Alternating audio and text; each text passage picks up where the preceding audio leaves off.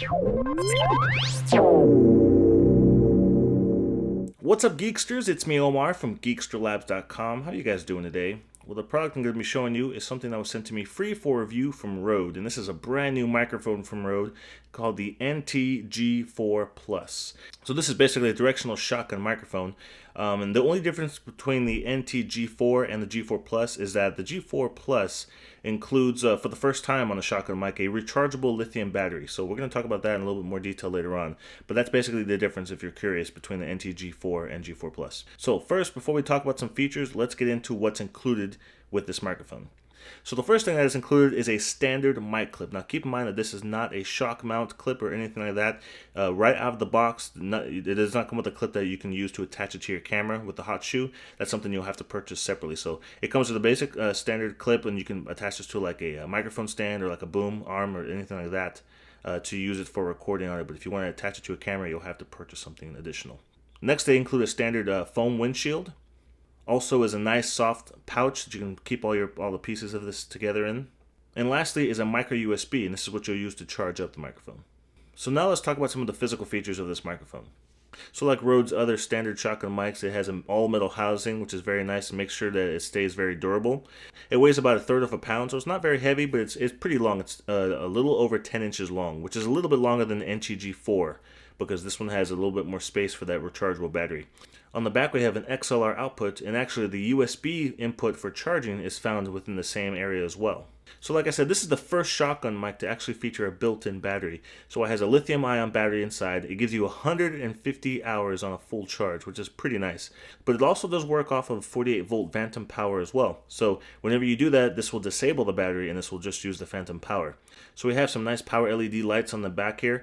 So this is what you'll show you for battery life. So if it's blue, that means it's on phantom power. When it goes from green, it'll go from green to orange to red to blinking red to let you know how much battery life you actually have inside of it. As you can see here, we also have some really nice digital switches that Rode has switched it up a little bit and started using these switches. So the first switch is a negative 10 dB pad. What this basically does, it attenuates the input by 10 decibels. And so this makes it a little bit easier to record everything from very quiet sounds to very loud noises, okay? The next switch we have on here is a 75 Hertz high-pass filter. And so this basically is what you would use to cut out any of the low frequencies if you want less environmental noise, like the rumbling of an AC, that you would normally hear while recording indoors. So you can turn this on and it'll record that, and it'll block some of those noises a little bit better. One of the new cool features they have on here is actually a high frequency boost. And so what you would use this for is this helps when you're using like a windshield, especially like the furry one, like a dead cat. Because usually when you use these type of windshields, you'll have to raise up the volume just a little bit to pick up the sound a little bit better. But when you do that, you're losing out on some of the mic sensitivity, especially in the higher frequencies. So this option helps you to get some of that back. And this is helpful, especially when recording like dialogue or speech, because then it's a little bit easier to understand what they're saying because it's cleaner. And so keep in mind, these are all digital switches. And the cool thing is that it actually will remember which switches you had turned on. So when you power off and when you power back on, all those things that you had engaged will still be turned on. And so this microphone kind of falls in between the NTG2 and 3, even though it is called the NTG4, especially with the $400 price range. So this microphone, in my opinion, records very good quality audio. But instead of just giving you guys my opinion, I would much rather give you guys a demonstration so you can hear for yourself. So make sure that if you are watching this video, make sure you're watching in 1080 HD. So that way you can have the best quality and hear exactly what it sounds like. Alright guys, so now I'm in a pretty large room right now. I'm going to give you guys an example of what the audio would sound like if you're in a large room that's an open space. So I have like I said, the microphone is plugged straight to my personal little recorder, my Zoom H5. I'm not doing anything with the audio, it's just a clean channel, cleanly recorded into there. I don't have the negative 10 dB or anything right on the microphone itself right now, and I am using the battery power of the mic. I'm not using any phantom power or anything to power the microphone itself. Okay, and like I said, if I'm really quiet, you can probably hear the AC in the room. I can't hear it, but I'm sure the microphone's picking it up a little bit. There's a vent pretty high above the microphone, so I'll engage the negative 10 dB in a second, but I just want to give you guys an example of what it sounds like from far away to see the distance from walking up to the microphone and see how the audio level sounds. So I'm going to be reading something here from Rode's website on their frequently asked questions. And I'll go side to side so you guys can see how the side rejection goes as far as audio, okay? So right now I'm about a good 6 feet away from the microphone, okay? I'm gonna start back about 10 feet away and I'll slowly come back up, okay? Just reading some basic stuff off the website. Okay, so I'm about a good 10 feet away from the microphone, okay? let's see here. Is there one microphone that will work for everything? The short answer is no. That's why we make different types of microphones. With that said, providing you pick a microphone that doesn't have an obvious tonal character, you can usually match its characteristics to a recording to a useful degree by how you position it. For example, cardioid mics all exhibit a bass boost when used close up due to something called the proximity effect. So if your microphone sounds too bright, lacking bass, with a particular recording, try getting it closer to the source, as this will warm up the sound. So as you guys can hear my voice, like I said, I'm about 6 feet away from in front of the microphone. There's no windshield or anything on the mic. I'm recording straight into it. It gives you kind of an example of what it sounds like. As I get a little bit closer, obviously the audio is going to be a little more clear, a little better. I'm about a good 3 feet away from the mic right now. So now I'm going to engage the negative 10 dB, and what you'll probably notice is that the AC noise that's above it is probably going to be a lot more quiet, but then it's going to be a little bit harder to hear me talking, okay? So I'm going to engage it right now. What engineers call gloss or sheen to the sound. But be careful with EQ. If you add too much, it will sound harsh or shrill. The real answer is that different microphones have different tonal characteristics, so the best way to achieve the perfect sound is to try out the recording with a range of different microphones and then pick the one that suits best if you're running a home studio to produce your own music. Then you can pick whatever mic works best for you. But in a professional facility, it helps to have a range of different microphones available to you. So there you go, guys. So this is the example of what I would want to give you guys as far as an open big space, indoors, negative 10 dB, without negative 10 dB.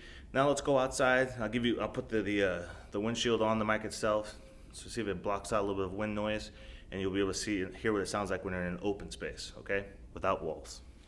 The real answer is that different microphones have different tonal characteristics, so the best way to achieve the perfect sound is to try out the recording with a range of different microphones and then pick the one that suits best. If you are running a home studio to produce your own music, then you can pick whatever microphone works best for you.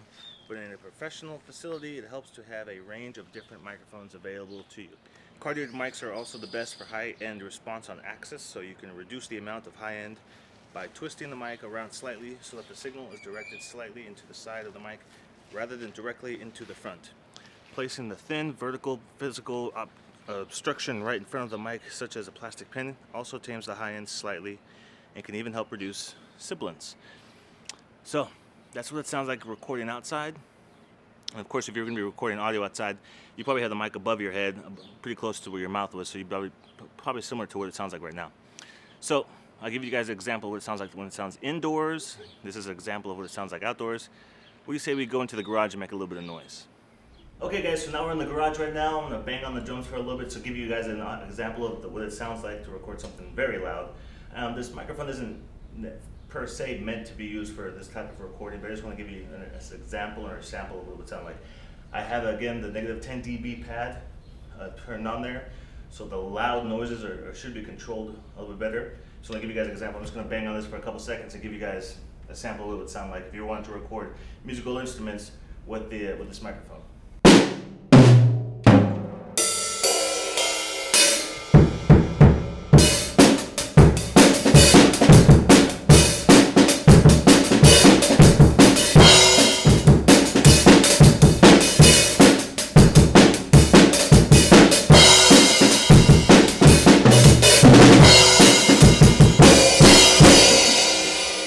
So there you go, guys. What did you think about the audio quality with the NTG4 Plus?